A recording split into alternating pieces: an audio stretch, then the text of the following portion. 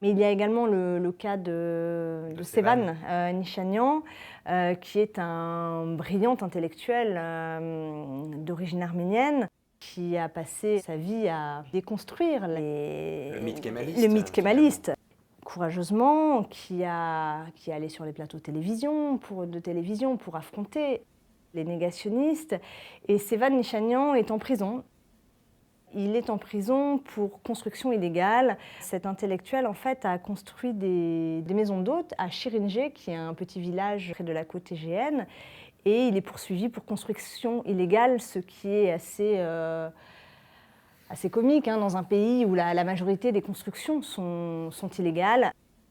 Et je pense que Sevan est la seule personne à être en prison pour cette raison. Donc on ne peut pas s'empêcher de penser qu'il est en prison parce qu'il est arménien. Il nous semblait vraiment un personnage assez hors du commun, en fait, dans la sphère arménienne qu'on a pu rencontrer en Turquie. Quelqu'un qui d'abord, pour qui le sentiment de peur était quelque chose d'étranger, ce qui était quand même quelque chose d'assez exceptionnel parmi les Arméniens de Turquie, qui est dans la provocation permanente et dans dans la provocation de l'État turc pour tenter de faire avancer non seulement la cause arménienne, mais pas seulement, puisqu'il était engagé pour toutes les questions démocratiques, la question kurde, pour le système éducatif qui lave le cerveau des jeunes dans les écoles. Enfin, il avait des combats, il avait 1000 combats. Puis il a consacré son énergie à critiquer les dérives autoritaires du parti islamo-conservateur qui est au pouvoir actuellement. Et cette insolence, ce courage, cette folie.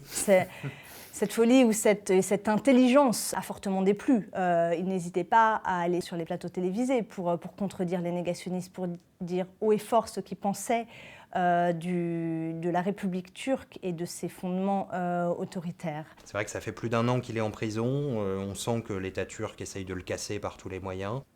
Aujourd'hui, la situation est très inquiétante. Les condamnations à l'encontre de Sevan s'additionnent. On ne sait pas quand il va pouvoir sortir de prison. L'État turc ne montre aucune volonté pour l'instant